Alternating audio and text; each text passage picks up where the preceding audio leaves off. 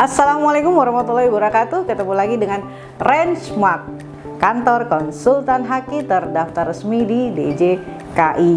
Kami memiliki kantor pusat di kota Jakarta Selatan dan memiliki kantor cabang di kota Padang. Rangemark. Baik, kita akan menjawab pertanyaan yang masuk dari akun @afrobitcentro. Ya, pertanyaan kita bacakan.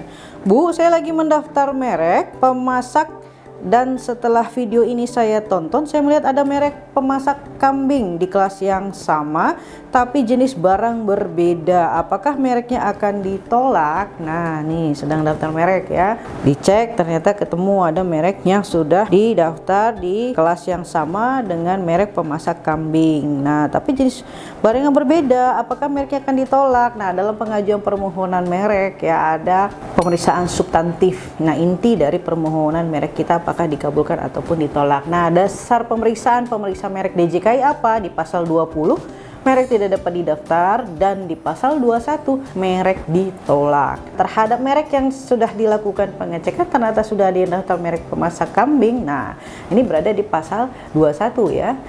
21 ayat 1 huruf A, atau merek ditolak jika memiliki persamaan pada pokoknya dengan merek yang sudah terdaftar lebih dulu atau sudah dimohonkan lebih dulu oleh pihak lain untuk barang dan atau jasa sejenis. Nah, informasinya di sini barangnya tidak sejenis ya informasinya ya, tapi jenis barang berbeda. Nah, jenis barang berbeda di kelas yang sama. Nah, harus dicek barang yang sudah dilindungi di merek pemasak kambing dengan barang yang mau kita mohonkan perlindungannya dengan merek pemasak, apakah sejenis? Penilaian sejenis harus dilihat dari sifat, asal, cara pembuatan, tujuan dan penggunaannya. Ditambah lagi dengan Peraturan Menteri Hukum dan HAM nomor 67 tahun 2016 di pasal 17 ya. Penilaian persamaan barang dan atau jasa tidak sejenis bisa terjadi antara barang dengan barang, barang dengan jasa, atau jasa dengan jasa. Ada beberapa indikator, antara lain dilihat dari sifat, asal, tujuan, ya, komplementaritas, kemudian distribusi, target wilayah, dan lain sebagainya. Bisa dicek di sana. Nah,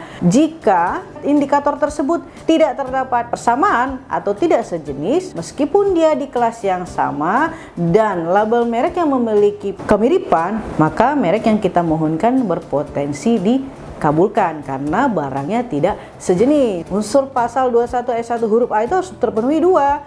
Barang dan atau jasanya sejenis dan label merek yang kita mohonkan memiliki persamaan pada pokoknya, baik secara konseptual, visual maupun fonetik, yang dinilai satu kesatuan utuh dengan merek pembanding atau merek yang sudah terdaftar atau sudah dimohonkan oleh dulu milik pihak lain untuk barang dan atau jasa sejenis. Nah, jadi yang harus diperhatikan apa? Analisanya. Apakah benar barang yang kita mohonkan dengan barang yang sudah dilindungi dengan merek pembanding pemasak kambing itu tidak sejenis? Itu dulu satu ya. Nah, kalau dia tidak sejenis meskipun label merek yang memiliki persamaan, itu potensi dikabulkan ya, karena tidak terpenuhi di pasal 21 ayat 1 huruf A. Namun harus dicek kembali apakah merek pemasak kambing ini merek terkenal atau tidak gitu ya. Terkenal juga harus ada indikatornya, pengetahuan masyarakat, reputasinya, kemudian terdaftar di beberapa negara. Nah, kalau bisa tidak terpenuhi ini berarti belum bisa dikatakan merek terkenal. Nah, artinya harus diantisipasi di pasal 21 ayat 1 huruf A tadi. Nah, harus dipastikan jelas barang yang kita mohonkan dengan barang yang sudah terdaftar ya,